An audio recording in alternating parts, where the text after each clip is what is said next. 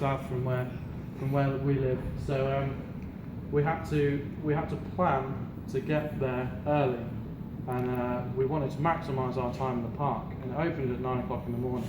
So we made a decision to stay in a local campsite near to the park the day before. So Dave volunteered to drive, and I organised the thing. Dave was at work, and he drove straight round to my parents' house and collected all the things, ready to make it to this campsite, which wouldn't let people on the site after about 7 o'clock, because they didn't want people disturbing the people who were already there. So that we had quite a short amount of time to do everything. So the pressure, probably not quite as high as today, but it was significant for us as young people. And Dave turned up. We packed the car straight away. We put everything in. We were about to leave, and our friend James said, "I need to take my my travel sickness tablet." And Dave was like, "It's no problem." He's like, "It's in the bag that's underneath the tent at the bottom of the boot, underneath everything." So we had to unpack the whole car, but Dave was calm, he didn't moan, and he drove us safely there, and we arrived at the campsite on time. Well, we had this big tent we needed to set up, and Dave, having driven all the way there, was quite tired, but he got up and he helped set up the tent, which in contrast to Matt, who got there, having sat there all the way, decided to start eating his dinner and watched us,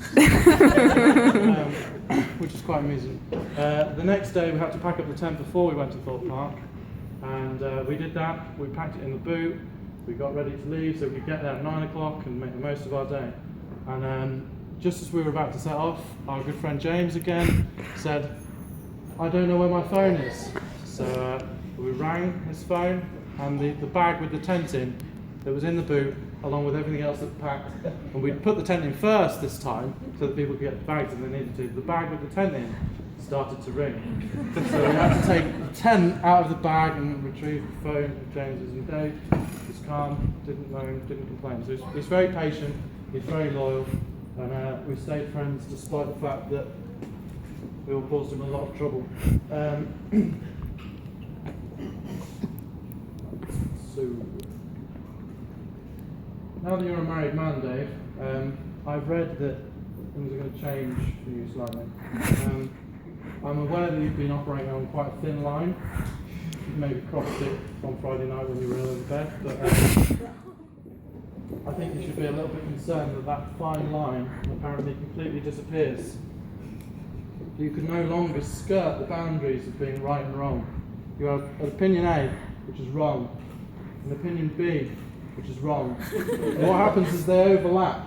And even if you change your mind from opinion A to opinion B, you are still incorrect. So I've heard.